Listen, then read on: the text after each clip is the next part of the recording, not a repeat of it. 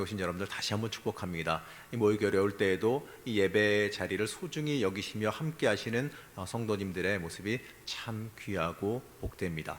자, 지난번에는 제가 영상으로 찍어서 어쩔 수 없이 모이질 못하기 때문에 영상으로 찍어서 1강을 올려드렸는데요. 그 설교에서 요셉의 인생을 통해서 이 말도 안 되게 다가오는 고난, 이 내 뜻대로 전혀 풀리지 않는 그 인생 속에서 우리가 어떻게 살아가야 하는지에 대해서 나눴습니다. 자, 오늘은 이 요셉이 그 고난의 길 가운데에서 어떻게 탈출했는지, 그리고 그 어려운 환난 가운데에서 하나님께서 우리에게 원하시는 삶의 태도가 무엇인지에 대해서 함께 나누어 보려고 합니다. 자, 여러분, 요셉 하면요, 무엇이 먼저 가장 떠오르십니까? 자, 우리가 요셉의 이야기는 우리가 잘 알고 있지 않습니까? 자, 창세기를 보게 되면 가장 비중 있게 다루어지는 인물은 요셉입니다.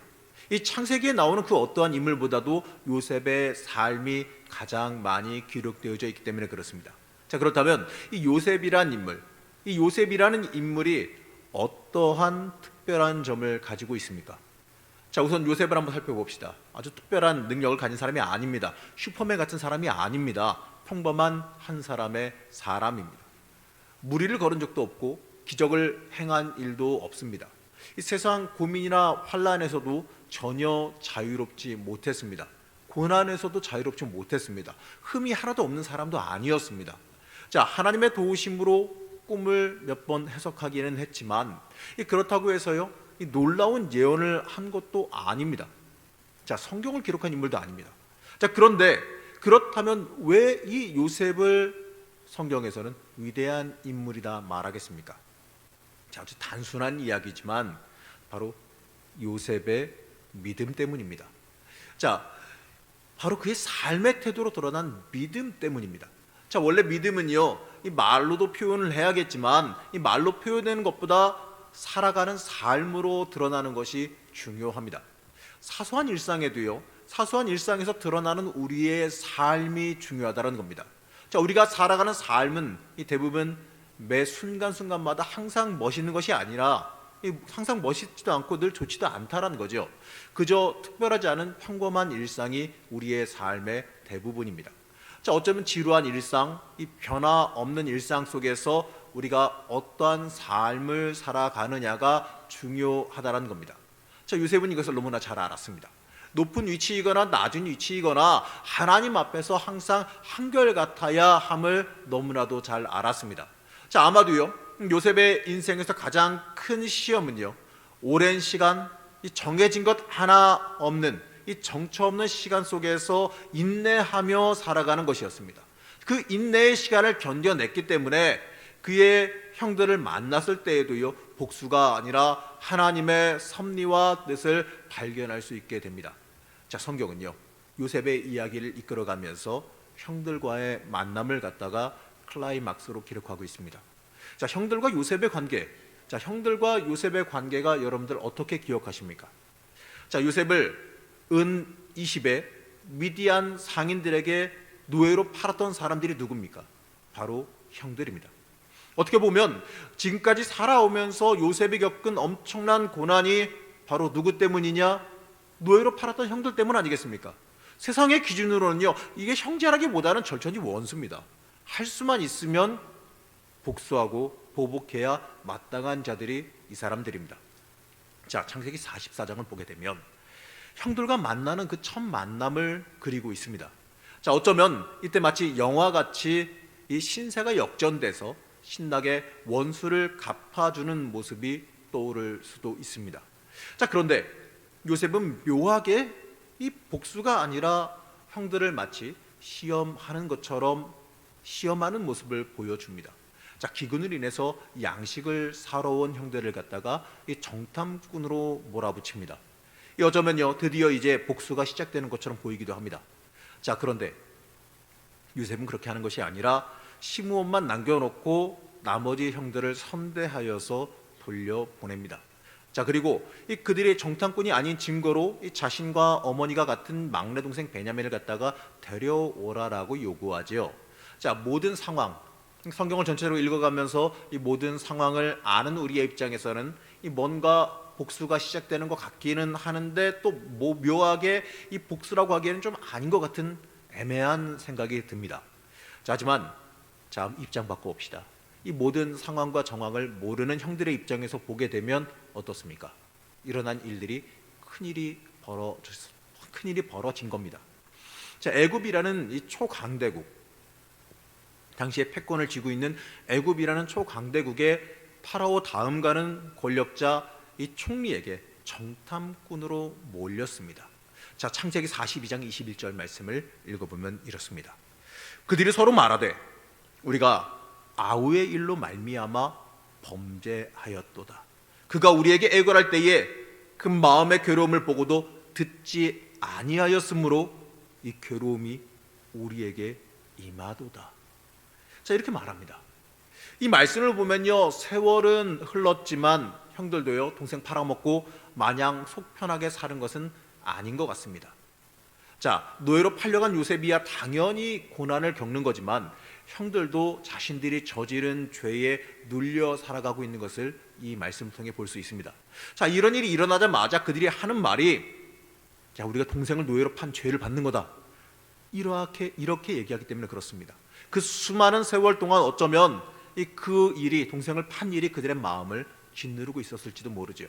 이처럼 죄악은요, 항상 우리를 짓누른다라는 것을 잊지 말아야 됩니다. 그렇기 때문에 우리는 이 죄에서 항상 벗어나기 위해서 늘 잊지 말고 노력해야 할 겁니다. 자, 이제 어찌되었든 간에 어쩔 수 없이 형들은 시므온만 남겨놓고 다시 아버지에게로 돌아갑니다. 하지만 시간이 지나자 사간 양식이 떨어져 갑니다. 기근은 끝날 기미가 보이지 않습니다. 이제 어쩔 수 없이 다시 가야 합니다. 동생 베냐민을 데리고 요셉 앞으로 다시 나오게 됩니다. 자, 형들을 다시 만난 요셉은요, 형들을 다시 잘 대접하고 오해를 마치 푸는 것처럼 보입니다.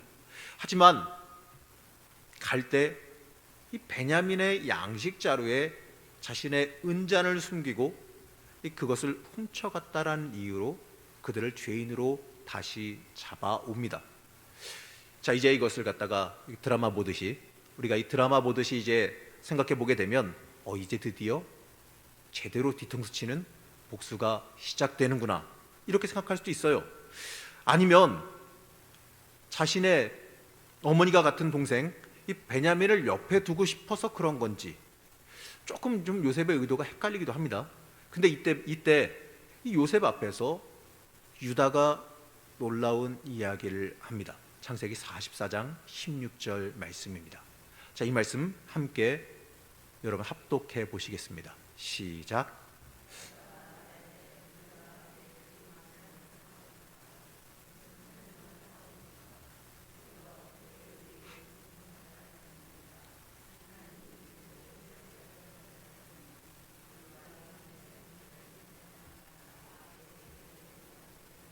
자, 여러분 이 16절을 읽으셨는데 여기에서 여러분 어떤 부분에 여러분들 눈에 확 들어오는 구절이 있으십니까? 자, 여기서 이 부분을 주목해 보시기 바랍니다.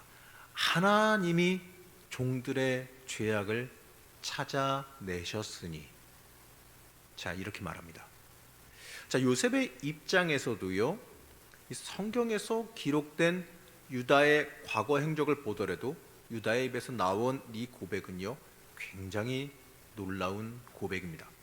자, 어쩌면 요셉이 듣고 싶은 말이었을지도 모릅니다. 자, 유다는요, 요셉이 찾아왔을 때에, 그 들판에서 요셉이 찾아왔을 때 가장 먼저 요셉을 죽이자라고 했던 사람입니다. 그리고 요셉을 팔아버리자라고 했던 사람입니다. 자, 그런 그가 형제들을 위해서 대변하고 이 자신이나 다른 사람에게 책임을 떠넘기지도 않습니다. 유다는 확실하게 그들 모두에게 잘못이 있다라고 말합니다. 자, 유다의 이 고백에서 아마도 20년도 더 넘는 이 과거에 이 형제 요셉을 팔아버렸던 죄악을 고백하고 있습니다. 하나님이 종들의 죄악을 찾아내셨으니, 유다는 자신의 죄악에 대해 하나님 앞에 회개하는 겁니다. 그러자 요셉은 또 이렇게 말하지요. 이 절대로 한 사람의 죄로 인해 너희 모두를 처벌하지는 않겠다. 그 자니 발견된 막내만 벌을 받고 내 노예가 될 것이다. 다른 자들은 평안히 너희 부친에게로 돌아가거라. 자, 과거 같았으면, 이 과거의 유다의 모습이었으면 이 얘기를 들으면요, 그렇지, 이 잘못한 사람이 죄를 받으면 되지, 나는 아니니까 가자 하고 돌아갔을지도 모릅니다. 내가 아니니 아무 상관없다라는 듯이 돌아갔을지도 모릅니다. 하지만 세월이 흐른 지금의 상황에서의 유다는 이렇게 답변합니다.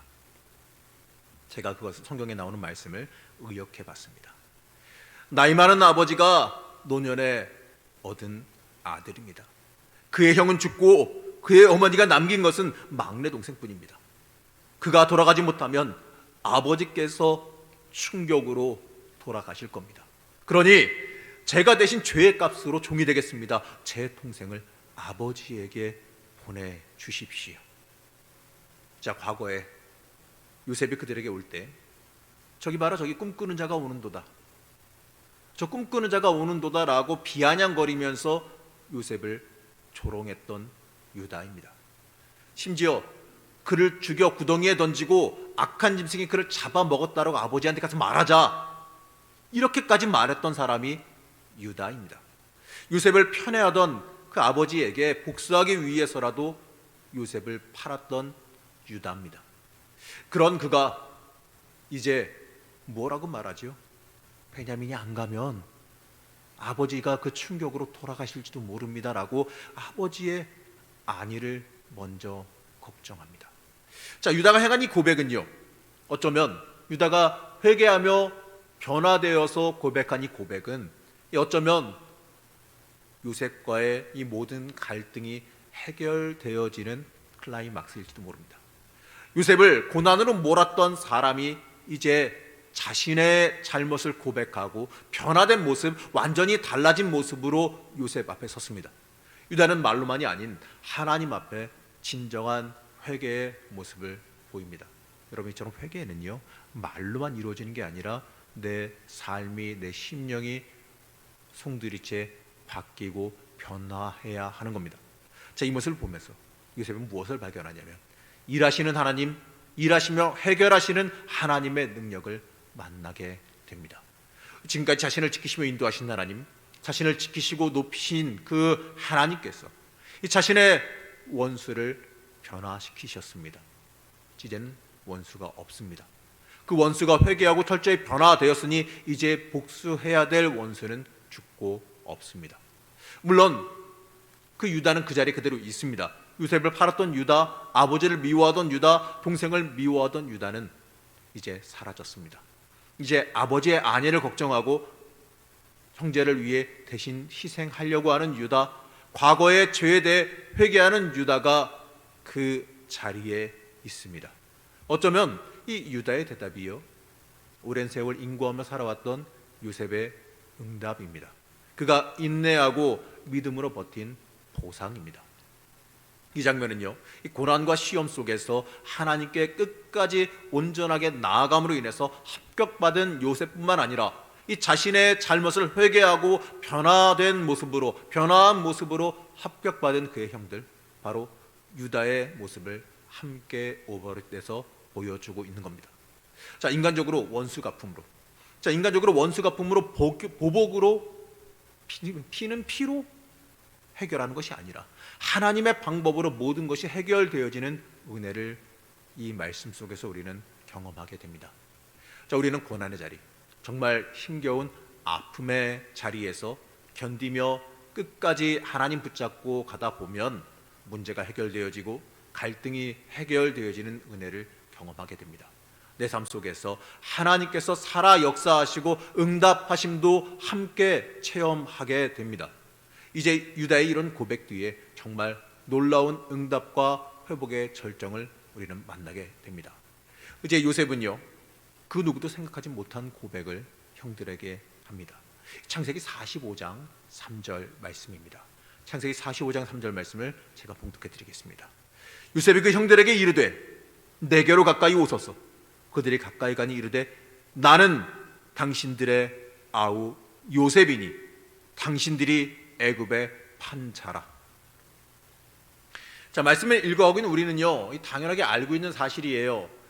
요셉이 그들의 가족이고 요셉이 그들의 형인 거 다 알고 있는 상황이니까 그래, 알고 있는 사실 말했구나라고 여기겠지만 입장 바꿔서 한번 입체적으로 생각해 봅시다. 자, 형들은 지금 곡식 사러 간 상태입니다. 그것도 먼 애굽에 왔습니다. 근데 앞에 상대하고 있는 것은 애굽의 그 엄청난 제국의 두 번째 권력자가 앞에 서 있습니다. 그 앞에서 지금 추궁받고 있으니 굉장히 무섭고 두려운 상황입니다. 잘못하다가는 저 사람이 우리 죽이라 그러면 다 죽는 겁니다.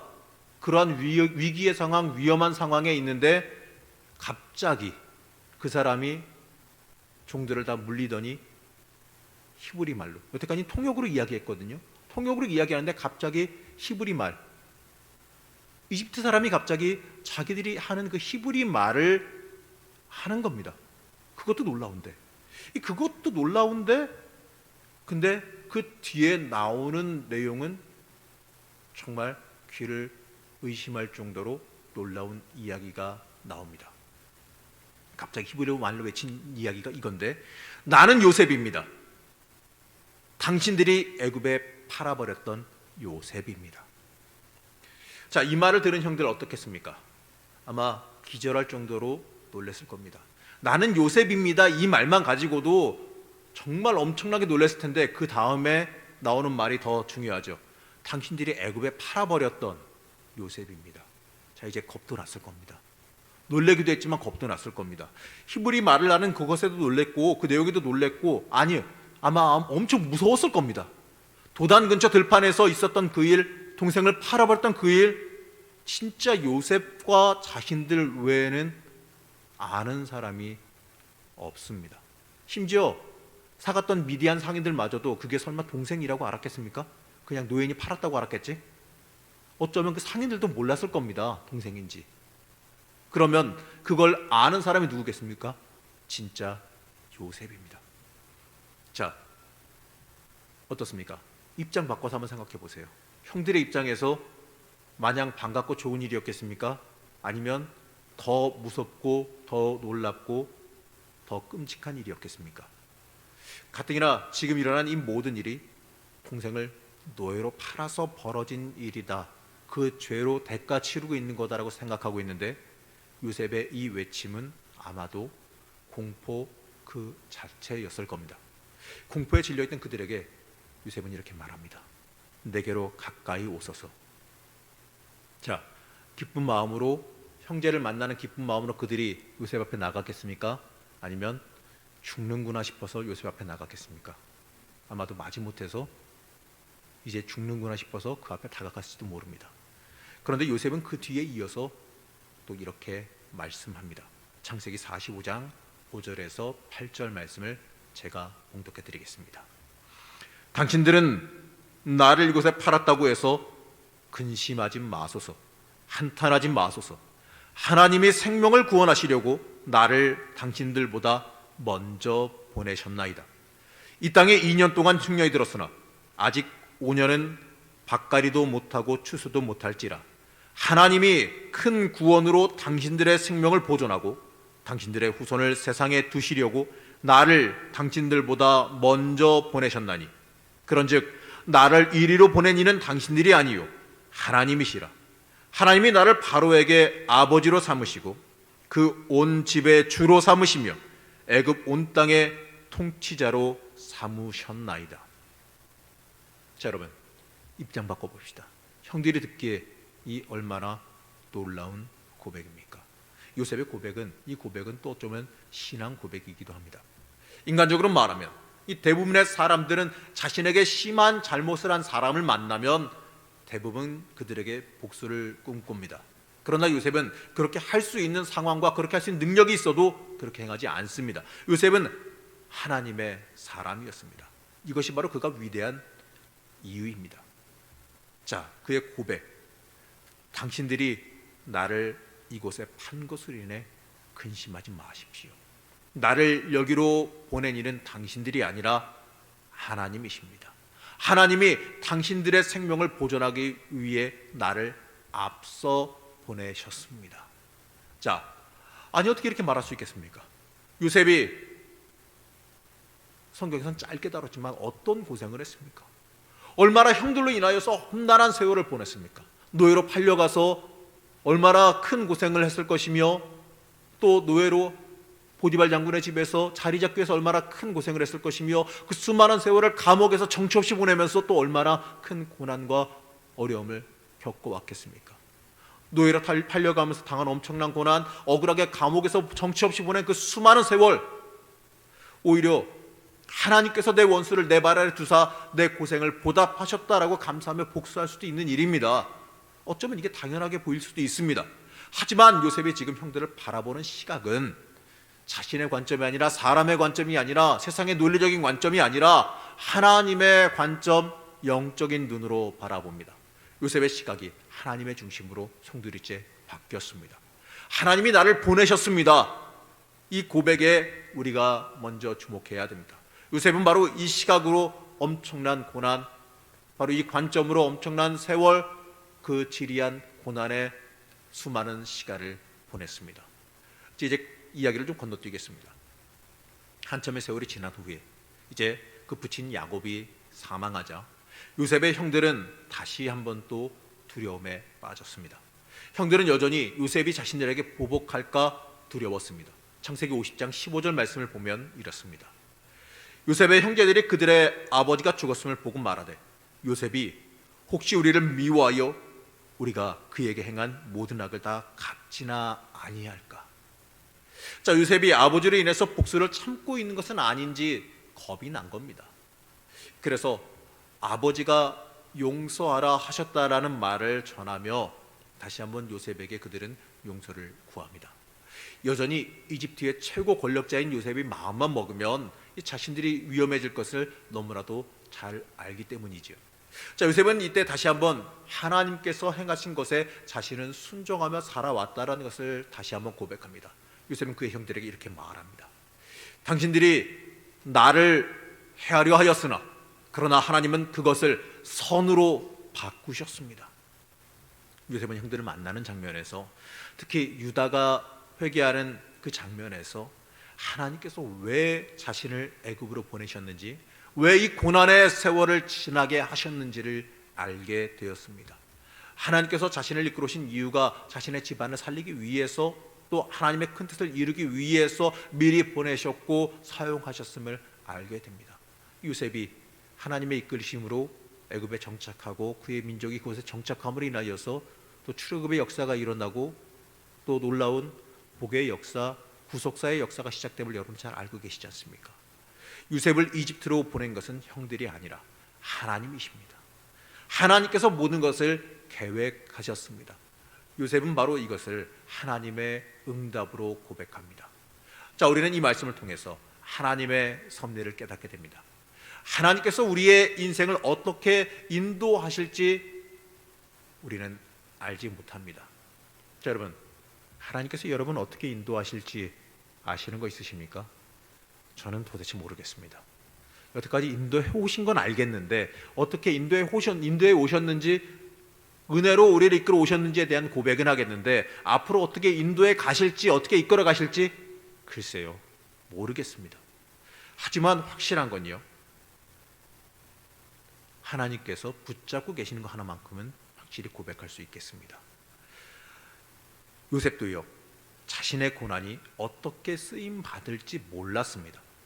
하지만 그 고난 가운데에 하나님을 믿음으로 온전히 붙잡았습니다. 그저 하루하루 살아가는 삶 속에서 하나님만 붙잡고 하루하루 삶을 살아갔습니다. 하나님께서 그 길을 책임지시고 붙잡아 주셨습니다. 요셉은 그 자체로도, 그거 하나만으로도 만족하며 살아간 겁니다. 하나님께서 이끌어 가시고 함께 하시는 것에 만족했습니다. 그리고 그 인도하심에 순종하며 살아갑니다. 만약에 그가 그러지 아니했다면 술 맡은 관원장이 요셉을 기억하지 못했을 때에, 요셉을 기억하지 못하고 잊혀졌을 때에, 그리고 만 2년이 지날 때까지 그냥 버려졌을 때에 글쎄요, 실망감으로 얼마나 좌절했을지 모르고 또 하나님을 원망했을지 모르는 거 아니겠습니까? 하지만 그는 그러지 아니했고 그 2년간의 세월, 어쩌면 실망과 좌절할 수 있는 그 세월 동안 그냥 하나님 붙잡고 묵묵히 하루하루를 살아갔습니다. 그게 바로 순종함입니다. 하나님의 인도하심에 순종하는 것은 바로 그러한 겁니다. 어려움에 있던, 정처 없는 기다림이 있던 그는 순종했습니다. 하나님께서 인도하시는 길이 내 인생의 가장 옳은 길이기 때문에 그랬습니다. 그리고 하나님의 때가 이르렀을 때에 형제들을 만나게 되었고 그로 인해서 깨닫게 됩니다. 우리가 꼭 그런 것 같아요. 하나님께서 우리에게 인도하시고 이끄신 그 응답은 지나고 나서 우리가 깨닫게 되는 것 같습니다. 돌아보니 하나님께서 이렇게 응답해 오시고 붙잡아 주시고 나와 함께 동행하셨구나를 고백하는 날이 우리에게도 있을 줄로 믿습니다. 하나님께서 일하시는 섭리를 요셉은 이렇게 깨닫습니다. 우리는 이 요셉의 이야기를 통해 요셉의 위대함을 다시 한번 배웁니다. 바로 그 위대함은 하나님을 향한 요셉의 영적인 삶의 태도입니다. 여러분, 우리도 똑같습니다. 우리도 똑같은 삶을 살아갑니다. 하나님께 주신 인생, 하나님께서 주신 시간을 똑같이 살아갑니다. 하나님께서 어떻게 이끌어 가실지, 왜 우리의 인생을 이렇게 이끌어 가시는지 우리는 모릅니다. 왜 이렇게 정처 없이 놔두시는지도 알 수 없습니다. 하지만 하나 확실한 것은 우리가 믿음으로 인내하고 순종하면, 이 모든 상황 속에서 말씀으로 살아가면 그 끝은 하나님께서 틀림없이 책임지신다는 사실 하나는 우리가 믿고 살아갑니다. 그리고 우리는 깨닫게 되는 날이 옵니다. 하나님께서 보여주시는 날이 옵니다. 그리고 그로 인해서 감사하며 하나님께 영광 돌리는 날이 온다라는 것을 여러분들은 믿으시기 바랍니다. 그렇기 때문에 우리는 우리 인생에 대해서 하나님이 나를 보내셨다, 나를 사용하신다라는 고백이 우리의 인생에 있어야 합니다. 우리는 하나님께 쓰임받는 사람, 하나님 보시기에 유용한 사람이 되기를 소망해야 합니다. 하나님께 사용되어지기를 먼저 소망해야 합니다. 내가 마주하는 상황에 대해서 하나님, 왜 나에게 이런 일이 생깁니까? 왜 나한테 이런 일이 생기고, 왜 나한테 이렇게 억울한 일이 생기고, 왜 나만 갖고 이러십니까? 라는 분노가 내 인생에 가득하게 된다면 우리는 믿음의 올바른 태도를 가지고 살아갈 수가 없습니다. 믿음으로 내가 처한 위치와 내가 처한 상황을, 심지어 그 과정과 이 공경의 이 어려움이 있을지라도 그 모든 상황을 선한 것으로 받아들일 수 있을 때에 하나님을 향한 올바른 영의 태도를 가지고 살아갈 수 있습니다.